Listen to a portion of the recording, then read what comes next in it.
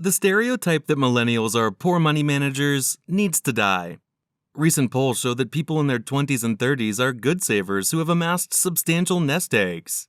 Recent research by Bank of America found that nearly 1/4 of millennials, 24%, claim to have a savings of $100,000 or more.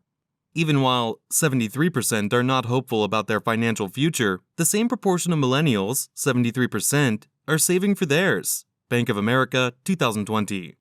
What are some alternatives to saving money? Curious to know more? Now, let's get deeper into this. Hello everyone, and welcome to our channel. Don't forget to subscribe to this channel and press the bell icon to never miss an update. Let's start the video. That's good news for people in their 20s and 30s today because saving money is essential to achieving success and reaching goals in the modern economy. But you also need investments, which many millennials aren't making. What you stand to lose when you cut back on spending and not investing. If you're like most of your generation, the Great Recession left a deep scar on your family's finances. Perhaps they have been affected by the economic downturn or have lost a loved one's house. Perhaps you watched as the market wiped out your parents' retirement savings and 401k plans. If you tried to find a job after graduating from college and found that no one was hiring, you probably had a tough time with it. If you were lucky enough to land a job, it likely paid little, which would have hampered your financial stability for years to come. In light of recent job losses caused by the COVID-19 pandemic, millennials face a greater risk of sustained financial uncertainty. Many felt that the banks were to blame for the economic downturn, and the Occupy Wall Street movement temporarily took control of New York City's public spaces.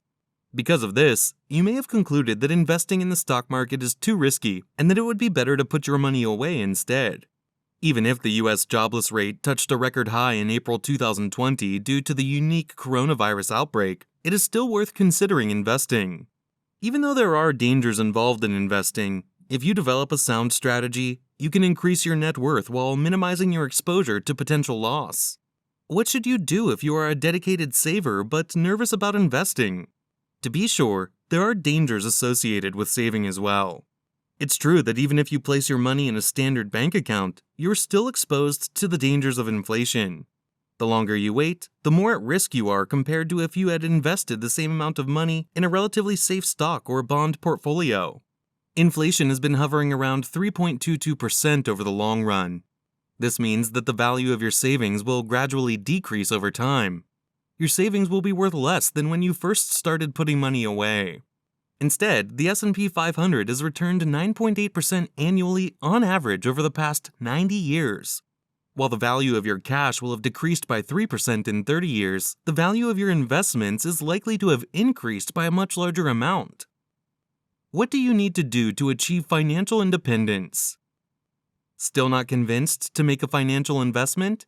Keep in mind, there is a wide range of variations in the level of risk that is associated with various investments. For those who simply cannot fathom the idea of seeing even a portion of their savings go down the drain, there is the option of a more conservative investment portfolio. Investing in Bitcoin isn't the only thing you can do with your money, though. There is no requirement that everything must be perfect.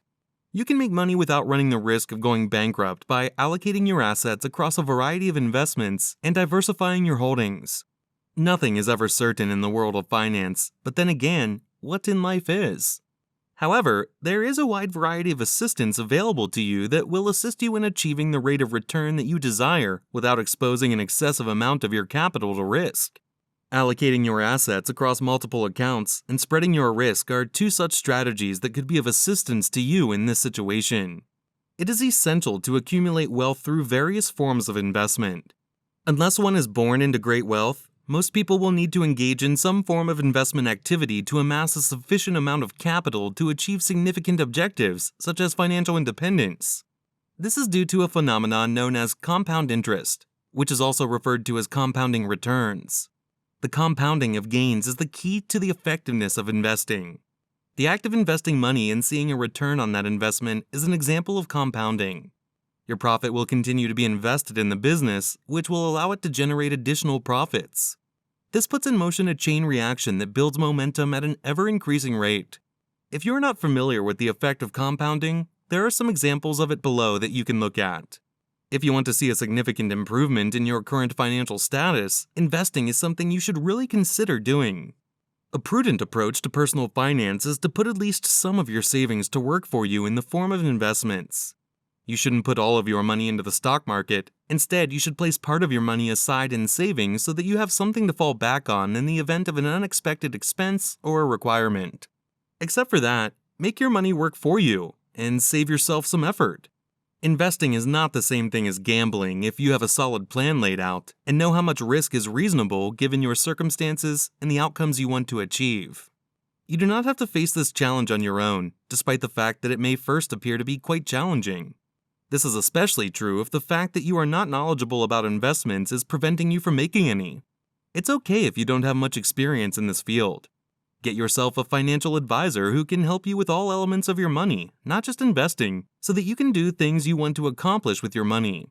Any qualified financial planner will be able to provide you with sensible advice that takes into account both your savings and your investments, as well as the ways in which you may optimize the benefits of both in order to reach your financial goals as quickly as is practically possible. This is it, everyone. So, what do you think? Leave a comment and let us know. Thank you for watching the video. Don't forget to like the video and subscribe to the channel if you haven't already done that. Also, put on the notifications because the next video is going to be a great one.